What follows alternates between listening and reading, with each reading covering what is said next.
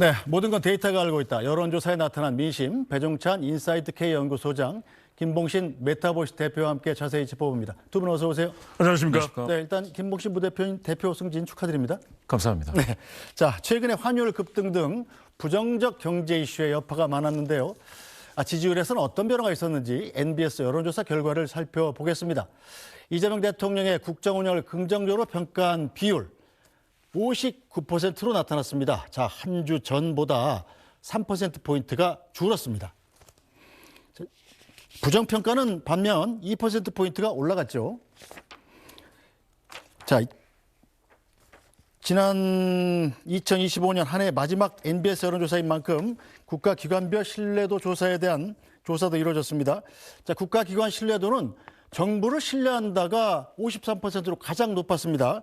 자, 윤석열 전 대통령이 비상계엄을 선포한 직후였던 지난해 12월에는 31%였는데 이때하고 비교하면 23%포인트나 상승했습니다. 그 뒤로 헌법재판소, 경찰, 지방자치단체, 법원, 국회, 검찰 순으로 신뢰도가 높았습니다. 자, 먼저 김봉신 대표, 국정 운영 지지율, 대통령의 지지율이 지금 3%포인트 하락을 했습니다. 어디서 어떻게 어떤 이유로 하락한 건지 분석해 주시죠. 예. 3%포인트 하락해서 이제 59인데요. 네. 59는 아주 낮은 수치는 아닙니다. 다만 이제 계속해서 하락한다면 이 60% 선이 지금 내려와 있으니 좀 불안하다 싶은데요. 저점 지금 이번 정부 들어서서 저점 MBS 조사에서 저점은 56%이니 아직 저점보다는 위에 있다라고 봐야 되겠습니다. 다만 이번에 18에서 29세 중에 긍정평가가 32가 나왔는데 이게 직전 2주 전 조사 대비 9%포인트 하락한 결과입니다. 네. 그리고 70세 이상에서 49%가 긍정적 평가인데 이것도 좀 많이 하락을 했습니다. 네. 10% 두 자릿수 하락인데요. 직전에 44%였을 때 대비해서는 직전에 62%였을 때 대비해서는 10%포인트 70세 이상에서 하락했습니다. 그런데 이제 그 20대와 그리고 70대 이상 여기에서 많이 하락했다는 이유는 네. 제가 봤을 때는 다른 뭐 이념 성향이나 이런 데에서는 두 자릿수 하락한 데는 없습니다. 그렇게 따진다면 아마도 이것은 취업률, 20대에서는 이제 취업률 문제가 있을 거고요. 네. 70세 이상에서는 아무래도 연말 연시가 되다 보면 좀 상대적으로 박탈감을 느끼는 그런 계층, 소외계층도 있을 수가 있겠고요.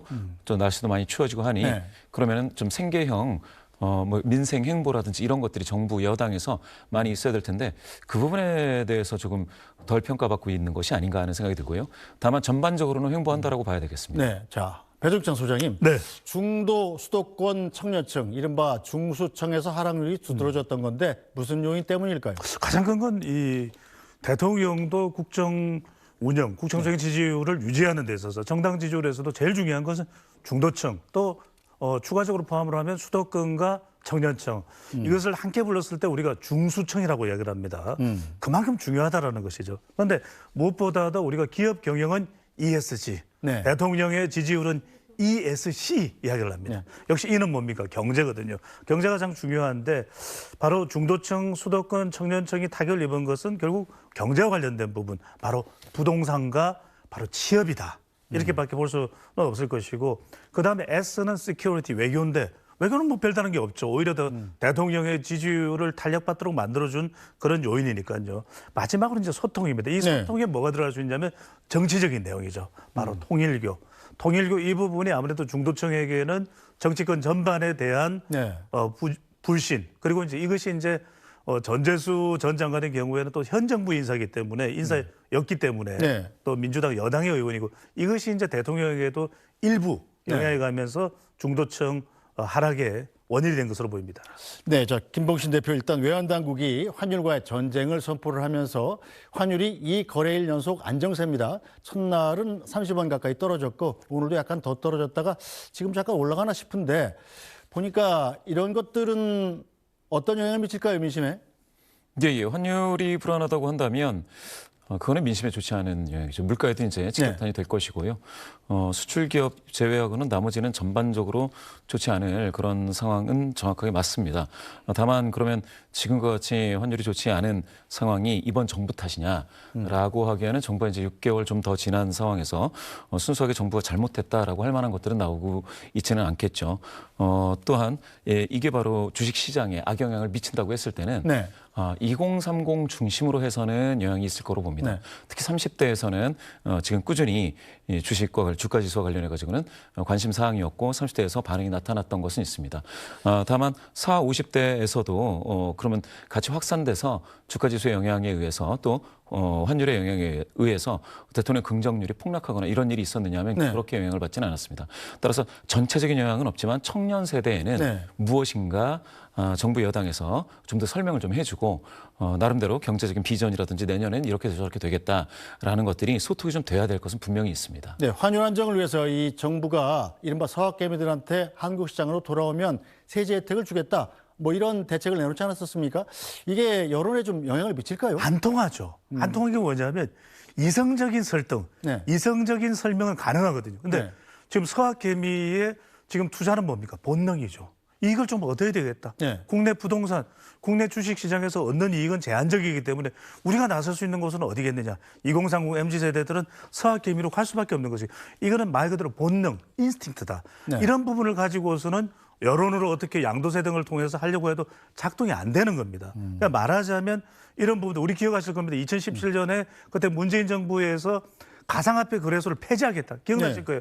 그때 완전히 20대의 MZ세대의 지지율이 완전 그냥 급락을 해버렸습니다. 급전직하를 했어요. 네. 그 이야기는 뭐냐면 지금 환율 방어를 국민연금으로 하겠다. 또는 서학개미에 대한 페널티로 하겠다. 또는 기업들의 이 자금들을 레깅 전략에 대해서 이것을 옥죄기로 하겠다. 이건 안 통한다라는 거예요. 왜냐하면 인스팅트, 본능과 관련된 부분에 접근할 때 이거는 굉장히 강하게 받아칩니다. 그래서 상당히 정책을 접근할 때 중요한 것이 네. 이성적 설명이나 설득에 의한 것은 가능하다. 하지만 본능을 건드리는 것은 오히려 대치기, 오히려 여론의 역풍을 자아낼 수 있다는 이 점에 유의할 필요가 있는 것이죠. 네, 그런데도 불구하고 조금 전에 살펴본 국가기관별 여론조사에서 정부의 신뢰도가 상당히 높아진 건 사실 아닙니까? 그렇죠. 이거는 왜 그러느냐.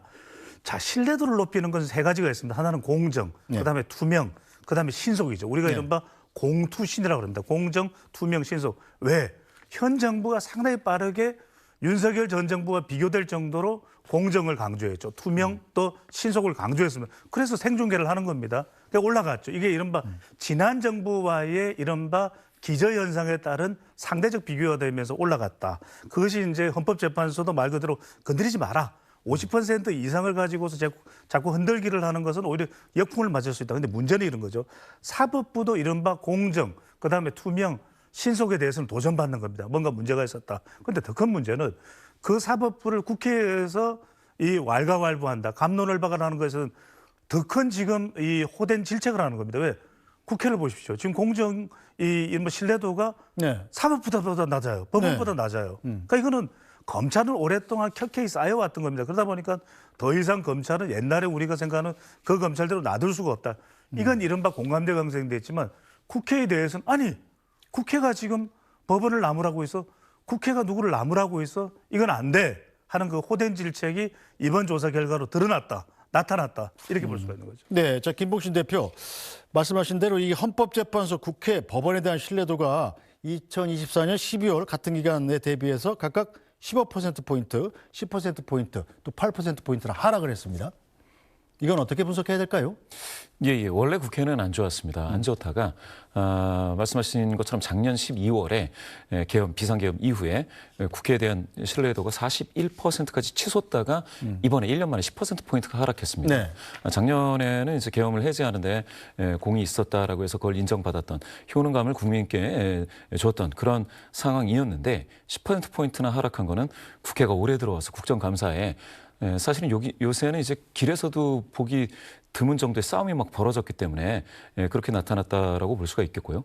헌법재판소는 아직 52%이니 그렇게 낮다고는 보기 어렵습니다.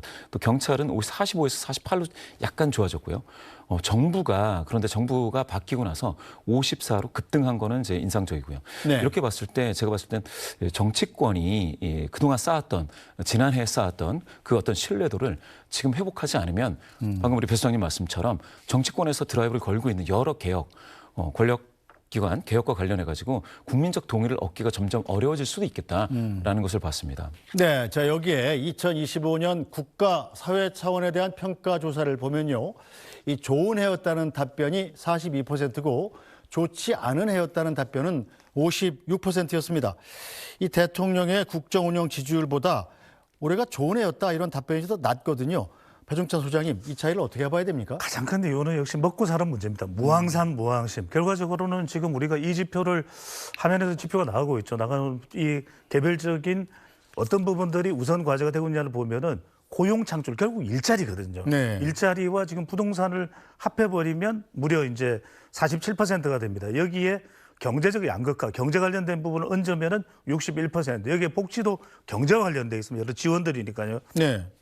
여기까지 합해버리면 무려 70%입니다. 결국 아까도 말씀드렸듯이 대통령의 국정 운영 평가 관련된 부분도 ESG, 경제가 사실은 한 70%를 차지하는 것이거든요. 그러니까 개혁도 중요합니다. 개혁의 동력을 만들어가는 그런 부분들에 대해서 사법부 개혁도 중요하고 또 국회 정치 혁신도 중요한데 그런 것도 중요하지만 그런 것을 해나가되 더 중요한 것은 경제다. 그중에서도 2030 특히 이제 이른바 50대들의 경우에는 인생 이모작도 일자리를 찾을 수가 있고 이 네. 일자리입니다. 여기에서 중소기업뿐만 아니라 대기업의 일자리가 많이 나올 수 있도록 강력한 정부의 인센티브 정책. 네. 그러니까 이재명 정부에서 새해 무엇보다도 중요한 것은 자리 일자리다. 이 일자리를 확보하기 위해서는 강력한 인센티브. 정부에서 기업에서 일자리를 만들 때는 법인세 혜택이라든지 또 여러 인센티브를 장려하면서 이 부분을 적극적으로 부양하는 것이 매우 중요할 것으로 보입니다. 네, 이런 상황에서 국민들이 원하는 가장 시급하게 해결해야 할 과제,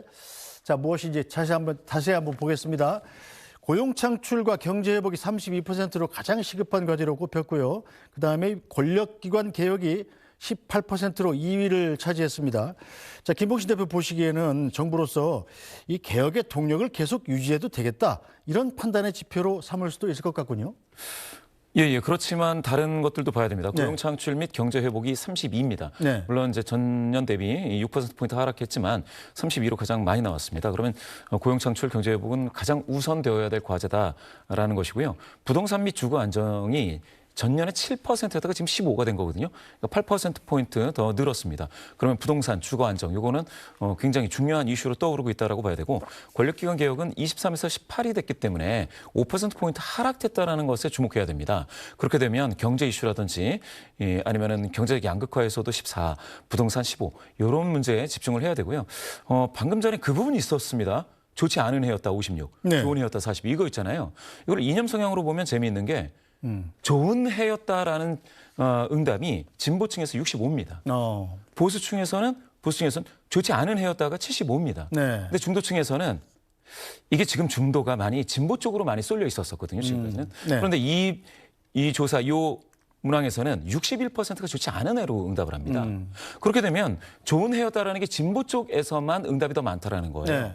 그러면은 중도가 그러면 좋지 않은 해에 보수 성향이신 분들의 의견에 더 가깝게 응답을 했다라고 해서 그게 같은 이유는 아닌 것 같고요. 제가 봤을 땐 중도 성향이신 분들은 좋지 않은 해였다라는 게 경제적인 이슈인 거죠. 경제적인 이슈인 거고 방금 말씀 주신 이 우선 해결 과제에서 고용 창출 및 경제 회복 32, 부동산 15, 경제적 양극화에서 14 이렇게 나오는 것들은 바로 중도의 목소리가 좀 더 많이 스며 있다라고 해석을 해도 이상하지 않을 것 같습니다. 알겠습니다.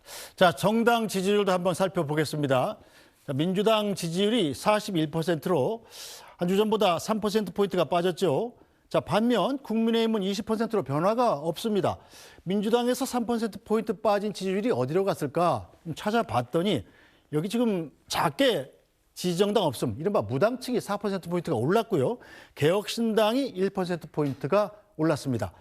자, 즉 민주당에서 이 이탈한 지지층이 국민의힘 선택하지 않았다 이런 뜻으로 봐야 되는데요. 자, 한 발 더 들어가서 집권 여당과 제1야당의 지역별 정당 지지율도 살펴보겠습니다. 자, 다른 부분은 크게 변동이 없는데 이 지역별 지지율에서 굉장히 눈에 띄는 부분이 바로 대구, 경북, 부울경입니다. 자, 흔히 보수의 텃밭으로 불리는 곳인데 자, 대구, 경북에서 더불어민주당의 지지율이 32%인 반면에 국민의힘 지지율이 19%로 떨어졌습니다. 자, 부울경도 민주당이 36%, 국민의힘이 23%로 역전됐는데요. 이건 어떻게 봐야 될까요? 먼저 배종찬 소장님. 예. 이 대통령 국정운영 지지율 3% 빠졌고 민주당 지지율도 똑같이 빠졌는데 반사이익이 국민의힘한테 전혀 가지 않았어요? 안 간단 말이거든요. 네. 그러니까 우리가 반사이익이 뭐냐? 이른바 반사익을 얻어낼 때는 이른바 내리각이라는 게 있어야 됩니다. 그러니까 이재명 대통령과 반대를 해서 반 이재명을 했다면 이재명 대통령의 정확히 정반대 쪽에 서 있는 인물이 있어야 되는데 그 정도는 없어요. 그렇다면 또 대립이 되는 반대의 공간이 형성돼 있는데 그 공간도 없습니다. 자, 그래프를 보여줄 수 있으시면 방금 전에 지지율 지역별로 나와 있는 걸 한 번만 더 보여주십시오. 여기 아주 흥미로운 부분을 편상호 앵커가 지적을 해주셨는데 네. 보세요. 그러면 지역별로 보면 TK 지역과 PK 지역, 부울경 지역에는 네. 가운데 저 보라 색깔로 되어 있는 보라 색깔인가요? 저 네. 보라 색깔로 되어 있는 부분이 바로 뭐다? 무당층이죠. 무당층이죠. 예. 그러니까 이렇게 되는 이유는 이른바 보수 성향이 있는 그 지역의 특성이 보수 성향이 강한 지역임에도 불구하고 지금 지지하는 정당이 없다로 물러나 이른바 샤이가 돼버린 거죠. 네. 조금 더 이런 전화 면접 조사에서 면접원이 물어보더라도 떳떳하게 적극적으로 국민의힘을 지지합니다. 응답을 못하는 현상이 발생한다는 거죠. 우리가 앞서 이런 이야기를 했습니다. 지지율에 있어서 상당히 중요한 이 응답자 계층이 중수층이다. 네. 중도, 수도권, 청년층인데 지금 국민의힘의 고민은 심지어는 TK와 PK에서도 발생할 수 있다. 이게 제가 우리 시간에 계속해서 말씀드렸듯이 3P 이유 때문에 첫 번째 P는 이 철학에서 중도층을 끌어안을 수 있는 네. 당의 면모가 나와 있는데 그게 아직 안 나온다. 두 번째 P는 팔러시. 그럼 대안 정책이 나와서 부동산은 뭐 할 거냐. 그다음에 안보에서는 어떤 정책을 내놓을 것이냐. 그게 안 보인다는 거. 마지막은 뭐냐면 이따가도 설명드리겠습니다만 장한석, 장동혁, 한동훈, 이준석 이야기도 나옵니다. 뭔가 서로가 끌어안고 하나가 되는 원팀이 나와야 네. 이 지역에서도 TK, PK에서도 더 붙을 텐데 네. 그게 없다니까 이른바 제가 말씀드렸던 정당 지지율에서 가장 중요한 3P 부재 현상이 지금 이른바 국민의힘의 지지율의 현주소가 되고 있는 것으로 보입니다. 네, 자 최근 보수 진영의 분화로 대여 투쟁에 힘이 빠졌다는 분석도 있는데요. 자 그래서 이제 장동혁 대표, 한동훈 전 대표, 또 이준석 개혁신당 대표 이 세 사람이 하나로 뭉쳐야 한다는 이른바 장한석 연대가 떠오르고 있습니다. 여기에 대한 장동혁 대표의 생각은 어떨까요? 직접 들어보겠습니다. 처음 듣는 얘기라서 지금은 연대를 논하기보다는 우리 국민의힘이 바뀌고 더 강해져야 할 시기라고 생각합니다. 지금 구체적인 연대를 논하기에는 시기상조라고 생각합니다. 네, 최근에 장동혁 대표와 이준석 대표 통일교 특검을 고리로서 연대를 하고 있고요. 자, 앞서 한 전 대표가 SNS에 올린 글도 잠깐 보겠습니다. 어제 우리 장동혁 대표가 위헌적 내란 전담부 설치법을 막기 위해서 장장 24시간 동안 혼신의 힘을 쏟아냈습니다. 노고 많으셨습니다. 이렇게 치하를 했어요. 자, 김봉신 대표 보시기는 어떻습니까? 한동훈 전 대표가 이른바 화해의 손길을 내미는 셈인데 장동혁 대표 반응은 영 좀 별로네요. 예. 지금까지 장동혁 대표의 뭐 입장이라고 해야 될까요? 스탠스는 사실상 당내에 있는 다른 어떤 다음 대선의 어떤 잠룡들을 좀 누르는 그런 상황이었습니다. 뭐 오세훈이라든지 아니면 한동훈이었는데요. 그래서 연대를 이야기하는 것은 제가 봤을 때는 그다지 이제 크게 의미가 있을지는 잘 모르겠습니다. 그렇게 되려면 연대에 필요한 그 어떤 정당성을 서로 간에 부여해 줄 수가 있어야 되는데 지금으로서는 그러면 대여 투쟁 딱 하나인데요. 그게 국민적인 어떤 호응을 많이 얻고 그래서 국민의힘의 지지도도 높아지고 그런 상황이라면 좀 좋겠는데 방금 그 정당 지도에서 국민의힘이 전국 평균 20%를 얻었을 때에 대구 경북에서 19였지 않습니까? 네. 그런데 그 2주 전과 4주 전에 네. 40%였습니다. 네. 대구 경북에서 국민의힘이 그게 19%로 반토막이 난 거거든요. 네. 이런 상황에서 연대를 이야기했을 때는 이거는 정말 전부 다 너무 힘드니 빈곤 속에 그냥 한번 같이 뭉쳐보자라는 주장이 될 수밖에 없는 지금 상황입니다.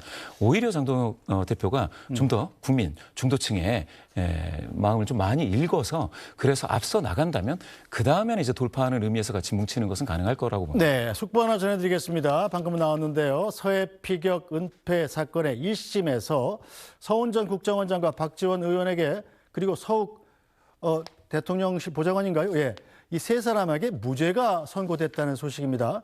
서해 피격 사건의 재판을 받은 서훈, 박지원, 서욱 이 세 사람에게 무죄가 선고됐다는 속보가 나왔습니다. 자, 시간이 다 돼서 오늘의 뉴스 브리핑은 여기서 모두 마쳐야 되겠군요. 자, 주말 편안히 보내시고 저희는 다음 주에 다시 찾아뵙겠습니다. 배종찬 소장님, 김봉신 부대표 두 분 고생하셨습니다.